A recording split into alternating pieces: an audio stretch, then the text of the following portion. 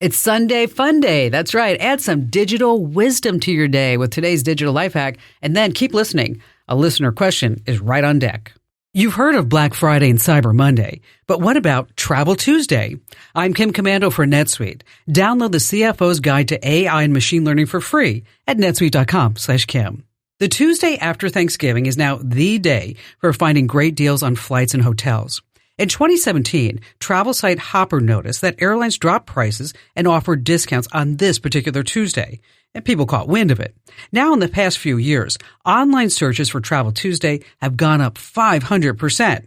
Here are a few ways to make the most of it. Look for off-season rates in places that aren't so popular.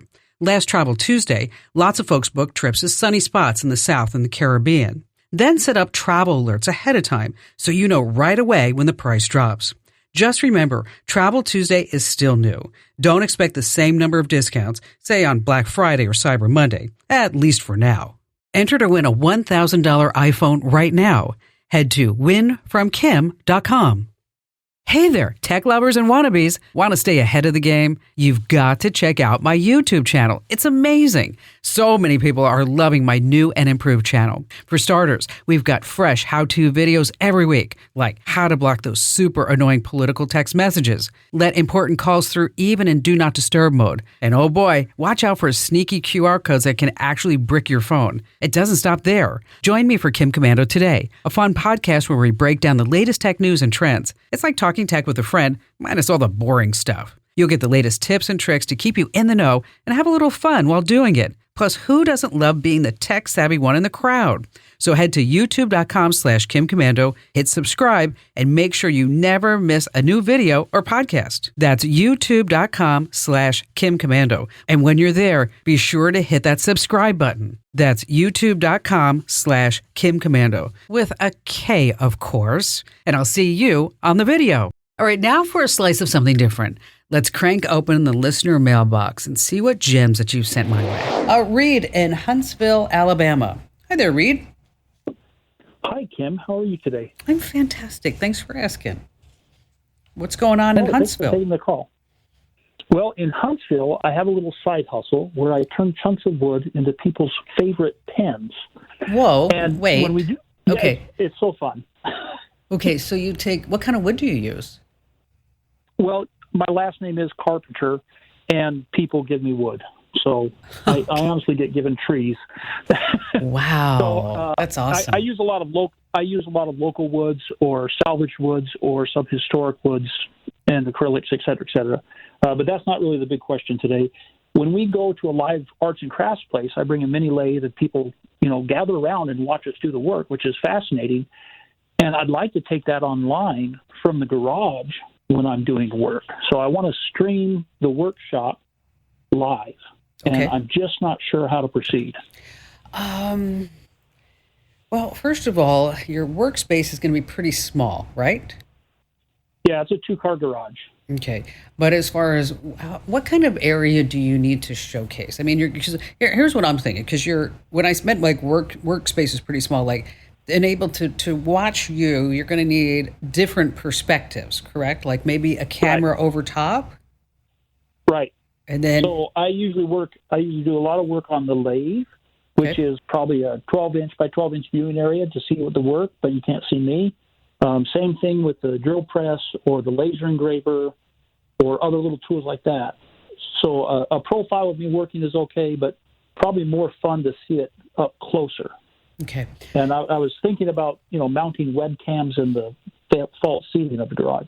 Yeah, you can do that. And then also lighting is so important. I mean, making sure that there aren't too many shadows and getting different perspectives. How long does it take you to, and I know it probably depends upon the intricacy of the pen, but how long does it normally take you to make a pen? I did a big order, and I timed myself on that big order, all the same kinds of pen, all the same kind of wood, and my average was 20 minutes per item. Oh, that's not bad at all. Have you ever put anything on YouTube? I do have a YouTube channel, but I haven't really done much. I've done a lot of videos on my Facebook page of Carpenter Carpentry, but that requires somebody to come over and film me doing it while I talk and all that kind of stuff. I'd like to have it more anonymous and automatic where, hey, I just want to see what Reed's doing in the garage today. Okay. How far from the ceiling to where the lathe is? How many feet? I think that's the standard room height of about 12 feet. Okay. All right. 12, 15 feet. Okay. I'm asking you a whole bunch of questions because I want to put together a shopping list for you. That's what I called for. Oh, there you go. Because you're going to need lighting. You're going to need tracks for this. I want to find the right camera for you. And also, you're going to want to use what's called switching software. Luckily, that's free. If you want to check it out before I give you the whole shopping list, it's called OBS, Open Broadcaster Software. I've heard of OBS. Yeah, and so what that allows you to do is once you have all the cameras hooked up, is that you can say, oh, I'm going to be over here and push that button. I'm going to be over here and push that button. Or even if you're maybe you have somebody else working on another part of the pen, you could say, we're going to go over and check this out, and you're going to need some type of lav mic. I mean, it doesn't have to get. We're not going to spend $15,000, just to let you know. But I think you're probably looking at, with some lights and some tracks. Of course, your time and putting it all in. We're not going to calculate that at all.